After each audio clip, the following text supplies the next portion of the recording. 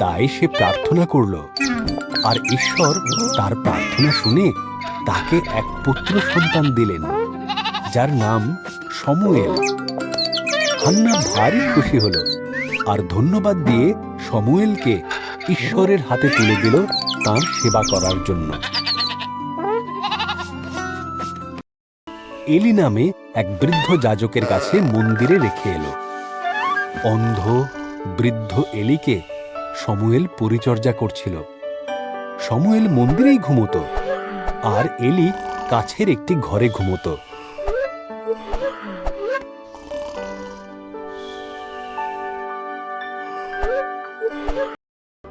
কেউ যেন তার নাম ধরে ডাকছে।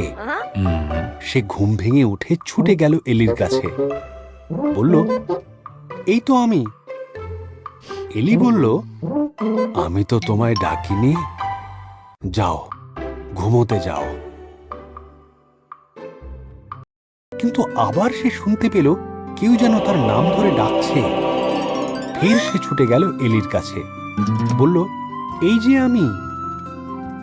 ঘুম জড়ানো গলায় এলি বললেন, আমি তোমায় ডাকিনি, যাও, তুমি শুতে যাও।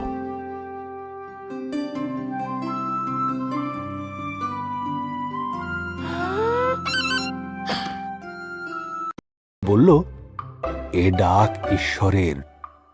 যদি তিনি আবার ডাক দেন, বলবে, বলুন প্রভু, আপনার সেবক শুনছে। শমূয়েল তাই করল।